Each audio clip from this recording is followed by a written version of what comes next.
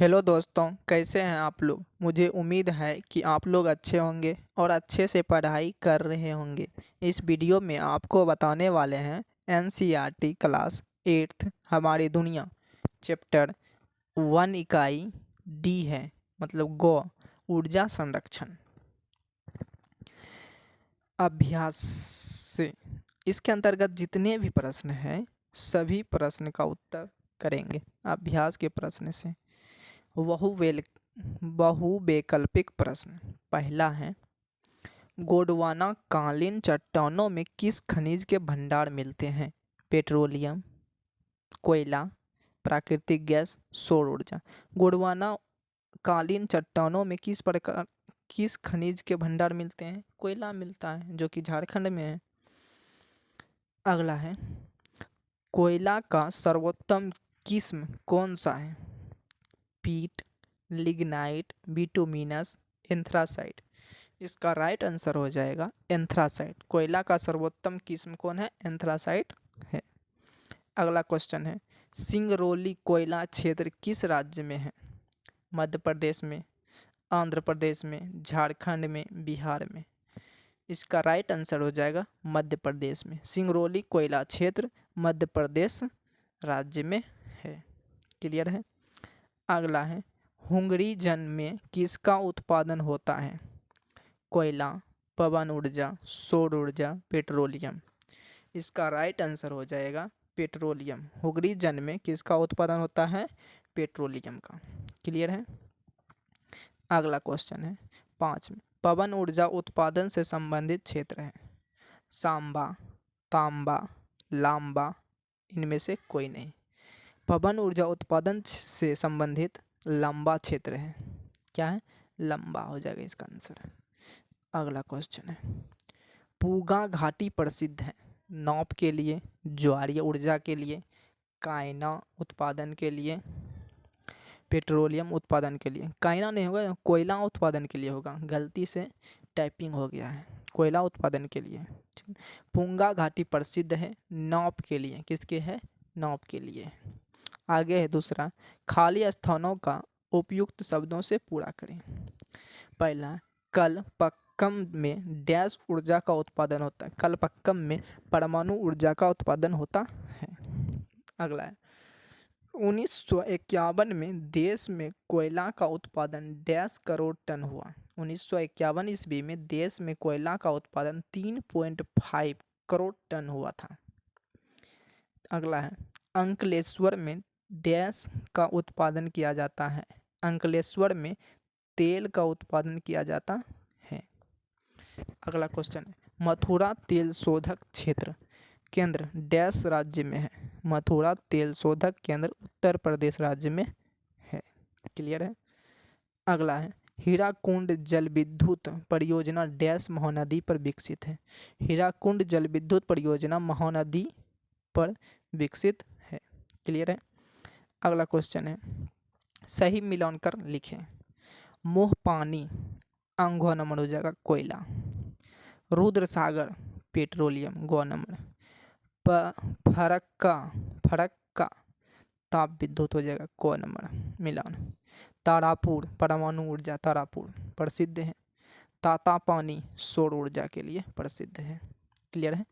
मिलान हो गया। आगे है चौथा में, निम्नलिखित प्रश्नों के उत्तर दें अधिकतम 50 शब्दों में। पहला क्वेश्चन है, भारत में कोयले के वितरण व उत्पादन क्षेत्र के कुछ केंद्रों के नाम लिखिए। इसका उत्तर हो जाएगा, भारत में कोयले झारखंड का झरिया, बोकारो, धनबाद, गिरिडीह, कर्णपुरा एवं रामगढ़ क्षेत्र पर, छत्तीसगढ़ का चिड़िमिरी, विश्रामपुर, झिलमिली, कोरबा, उड़ीसा का तालचेर, पश्चिम बंगाल का रानीगंज, मध्य प्रदेश का सिंगरौली, सोहागपुर, उमरिया तथा मोहपानी एवं महाराष्ट्र का चंदा, वर्धा, कांपटी एवं बर्दर प्रमुख है। क्लियर है। अगला क्वेश्चन है, भारत के जल विद्युत परियोजना पर संक्षिप्त टिप्पणी लिखिए। इसका उत्तर हो जाएगा भारत में जल विद्युत का पहला संयंत्र 1887 में दार्जिलिंग में लगाया गया था। इसके बाद देश में बहुउद्देशीय नदी घाटी योजनाओं द्वारा कई जल विद्युत उत्पादन केंद्र विकसित किए गए। इनमें भाखड़ा नांगल परियोजना, दामोदर घाटी परियोजना आदि प्रमुख है। अगला क्वेश्चन है, परमाणु ऊर्जा उत्पादक 5 केंद्रों के नाम लिखिए। इसका उत्तर हो जाएगा परमाणु ऊर्जा के 5 केंद्र निम्नलिखित हैं। पहला तारापुर महाराष्ट्र में है। राणा प्रताप सागर केंद्र कोटा राजस्थान में है। तीसरा कालापक्कम तमिलनाडु में है। चौथा नरोरा उत्तर प्रदेश में है। पांचवा ककरापारा गुजरात में। क्लियर है। अगला क्वेश्चन है, संसाधन के संरक्षण हेतु क्या उपाय किए जा सकते हैं? किन्हीं 3 उपायों को लिखिए। संसाधन के संरक्षण के लिए निम्नलिखित उपाय किए जा सकते हैं। पहला, हम संसाधनों का विवेकपूर्ण इस्तेमाल करेंगे। दूसरा, इनके विकल्पों की खोज कर इसके उपयोग को बढ़ावा देंगे। तीसरा, बिना जरूरत ऊर्जा या विद्युत का उपयोग नहीं करेंगे। क्लियर है। अगला क्वेश्चन है, गैर परंपरागत ऊर्जा स्रोत के नाम लिखिए। इसका उत्तर हो जाएगा गैर परंपरागत ऊर्जा स्रोतों के नाम निम्नलिखित हैं। सौर ऊर्जा, पवन ऊर्जा, ज्वारीय ऊर्जा, भूतापीय ऊर्जा एवं जैव ऊर्जा इत्यादि। क्लियर है। अगला क्वेश्चन है, निम्नलिखित प्रश्नों के उत्तर दें अधिकतम 200 शब्दों में। पहला प्रश्न है, ऊर्जा संसाधन पर टिप्पणी लिखिए। इसका उत्तर हो जाएगा ऊर्जा की आवश्यकता हमें 3 जीवन के प्रारंभिक काल से हो रही है। विकास के आरंभिक दौर में शारीरिक ऊर्जा का उपयोग किया गया। कालांतर में लकड़ी, कोयला, पेट्रोलियम, जल विद्युत, परमाणु ऊर्जा का उपयोग बढ़ा, परंतु अब तो सौर ऊर्जा, पवन ऊर्जा, ज्वारीय ऊर्जा, भूतापीय ऊर्जा एवं बायोगैस का भी हम उपयोग करने लगे हैं। ऊर्जा के इन साधनों को बृहत रूप से 2 वर्गों में रखा गया है। पहला है परंपरागत स्रोत, दूसरा है गैर परंपरागत स्रोत। 2 वर्गों में रखा जाता है। क्लियर है।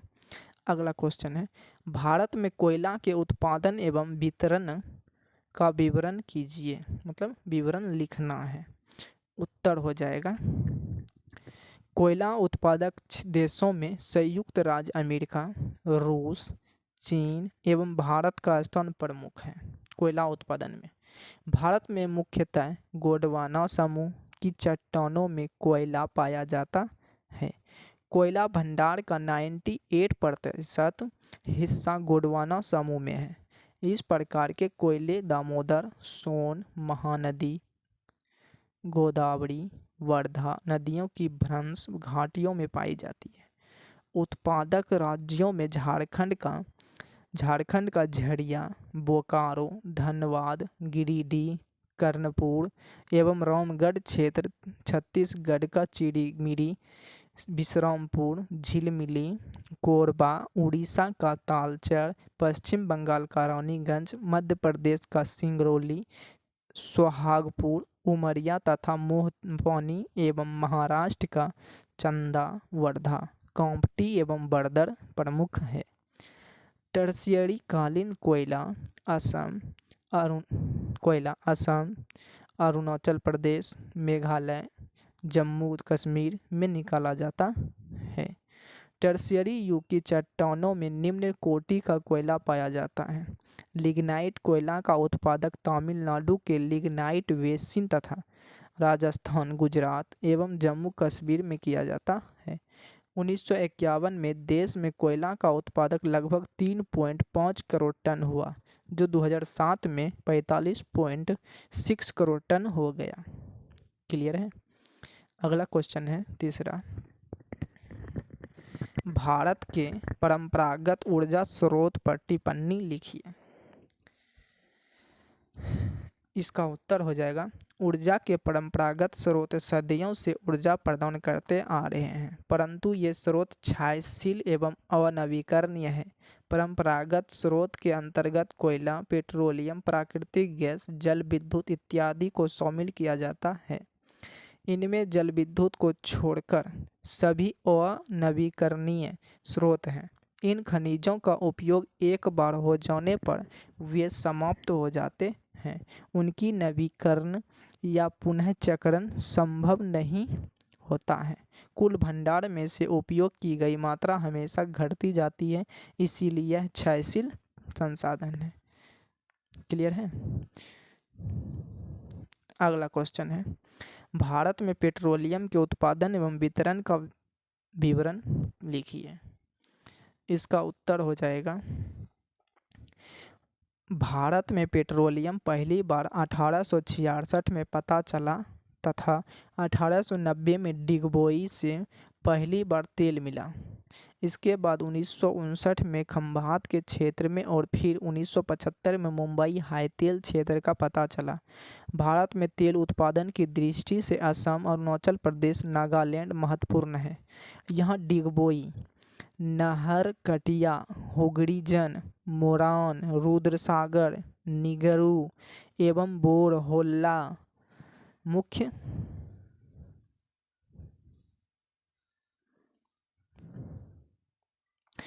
उत्पादन केंद्र हैं। महाराष्ट्र राज्य से पश्चिम अरब सागर में मुंबई हाई प्रमुख उत्पादन केंद्र है।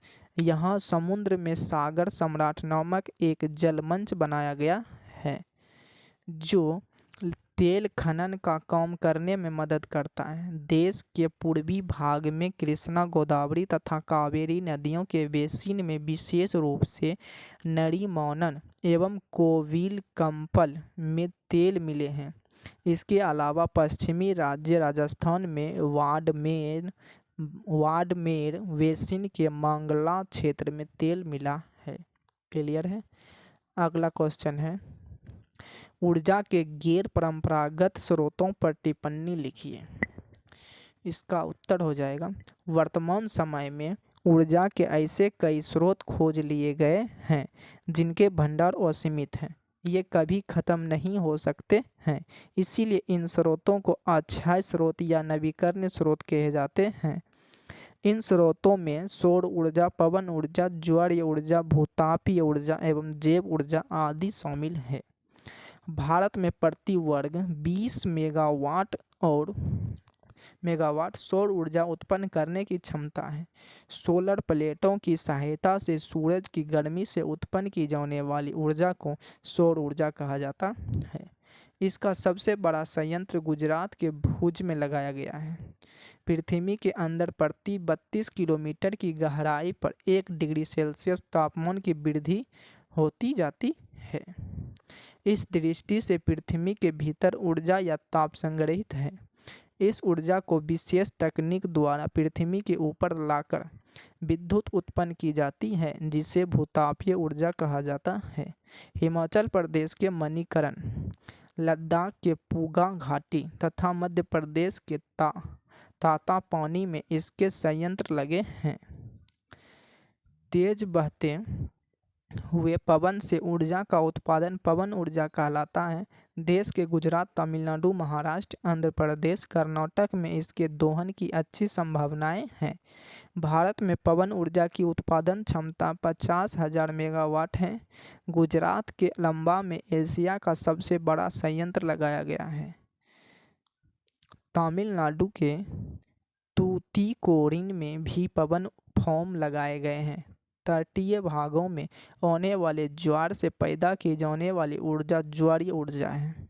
भारत के तटीय भागों में इसके विकास की असीम संभावनाएं हैं। अनुमान है कि देश में 8,000 से 9,000 मेगावाट संभाव्य ज्वारीय ऊर्जा है। खंभात की खाड़ी इसके लिए सबसे अनुकूल है। कच्छ की खाड़ी और सुंदरवन क्षेत्र में भी ज्वारीय ऊर्जा का उत्पादन की संभावना है। क्लियर है। अगर आप लोग को हमारी वीडियो पसंद आए तो चैनल को सब्सक्राइब करके वीडियो को लाइक कर दें और अपने दोस्तों के साथ शेयर कर दें। आज की क्लास यहीं तक, फिर मिलते हैं अगले क्लास में। तब तक के लिए धन्यवाद। अगर आप लोग को पिछला क्लास का क्वेश्चन लेना है तो आप चैनल पे जाइए और प्लेलिस्ट में सब वीडियो पड़ा हुआ, 8 का साइंस भी पड़ा हुआ है, वहाँ से आप देख सकते हैं।